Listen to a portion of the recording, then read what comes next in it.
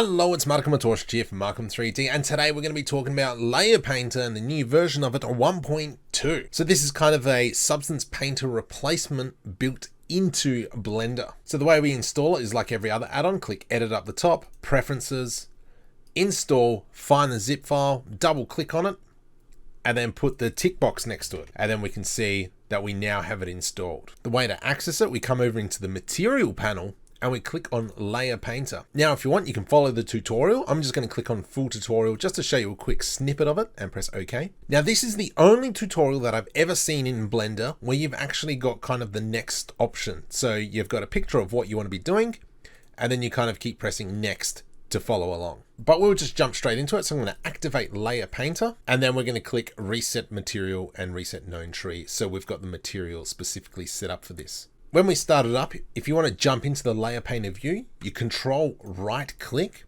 and we select the system settings down here. And then we can click the EEVEE renderer, and then all the settings are set up for EEVEE to be using Layer Painter. So the one other cool thing, I'm going to control right click again and click on this option here, the settings option. And I'm going to turn on ambient occlusion, bloom, and screen space reflections. And we can see this is the HDRI that we're using. Let me show you something really cool. I'm going to start off by creating a new material over here on the right hand side. And at the moment, we're only working on the diffuse color. So I can click down here and kind of change the color around. I'm just going to put that back on white roughly and brighten that up.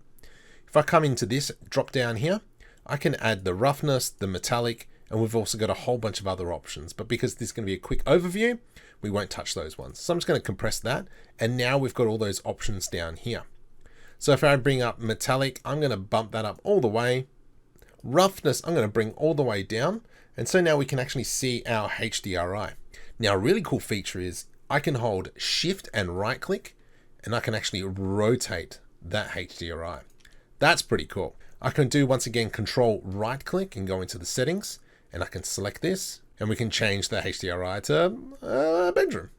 And then hold Shift right click and we can rotate that room around. That is pretty schmick. So from here, I'm going to come back over to the right hand side and we can see that I've got layer 001. I'm just going to call this metal. And this will be kind of like our base material.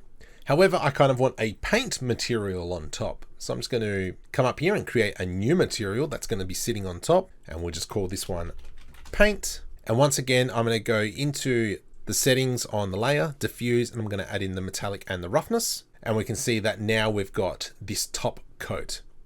So metallic wise, I might give it a little bit of shine and a little bit less roughness. To diffuse, let's probably just go into a orange color, just so we can see the difference. With the paint layer selected, I'm going to click on masks, and then I'm going to select the drop down. And here we've got a whole bunch of presets on different types of masks.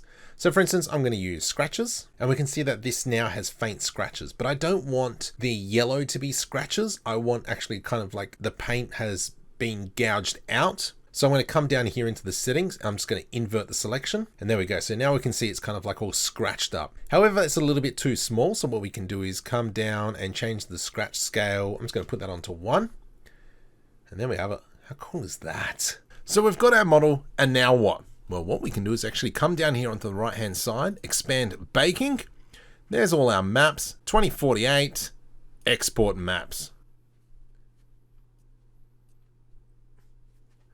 And then here we can see our 5 maps. So we've got the diffuse, the height, the metallic, the normal, and the roughness. That is a very quick overview of using the Layer Painter add-on, which is now up to a version 1.2 with plenty of other features coming in soon. Please make sure you like and subscribe to the channel. It really helps me out and keeps up to date with my content.